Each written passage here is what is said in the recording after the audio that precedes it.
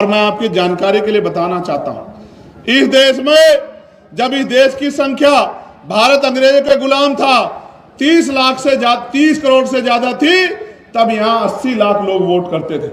सुधार होने के बाद जब बाबा साहब अंबेडकर ने इस बात को देखा, उन्होंने इस बात पर आपत्ति दर्ज कराई और पहली बार बहिष्कृत हितकारिणी महासभा के जरिए अपना मेमोरेंडम दिया कि हमारे देश में लोकतंत्र नहीं है, हम गुलामों के गुलाम हैं, कमजोर वर्ग के लोग, इसलिए वोटिंग राइट सबको मिलना चाहिए। फिर गोलमेज कॉन्फ्रेंस हुई, राउंड टेबल कॉन्फ्रेंस, और बाबा साहब अंबेडकर ने तर्क के आधार पर अंग्रेजों के सामने इस बात को साबित किया कि जब तक अंतिम बालिग व्यक्ति को वोट का अधिकार नहीं मिलेगा, तब तक इस देश में लोकतंत्र फल फूल नहीं सकता है, तब तक लोकतंत्र स्थायी नहीं हो सकता है। मुट्ठी भर पैसे वाले लोग, मुट्ठी भर जमीन वाले लोग, मुट्ठी भर धन संपत्ति वाले लोग राज करेंगे और बाकी लोग उनके अंदर में काम करेंगे, तो कभी लोकतंत्र सफल नहीं हो पाएगा।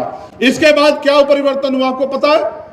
इसके बाद यह परिवर्तन हुआ कि कमजोर वर्गों को वोट का अधिकार मिला। मैं आपको और जानकारी देता हूं, उन 80 लाख वोटर में एक भी महिला नहीं थी, किसी भी धर्म की, किसी भी जाति की।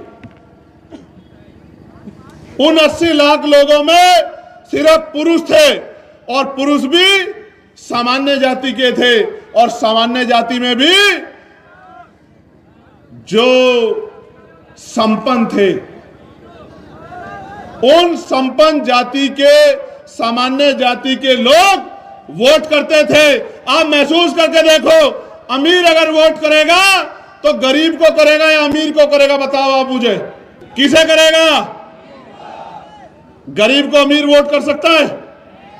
इसलिए बाबा साहब ने कहा कि अंतिम व्यक्ति को वोट का अधिकार मिलना चाहिए, और बाबा साहब अंबेडकर की सिफारिशों पे इस देश के करोड़ों दलितों, पिछड़ों, आदिवासियों, महिलाओं और जो अन्य धार्मिक अल्पसंख्यक हैं, वो भी, उन सबको, जिनमें जैन हैं, सिख हैं, बौद्ध हैं, मुसलमान हैं, सबको वोटिंग राइट मिलने काम हुआ। और ये 22 देश संविधान की देन है कि नेहरू जी की बिटिया इंदिरा गांधी जी इस देश की प्राइम मिनिस्टर बनी, सुचित्रा कृपलानी उत्तर प्रदेश की पहली मुख्यमंत्री बनी, आदरणीय बहन जी कमजोर वर्गों की तरफ से मुख्यमंत्री बनी।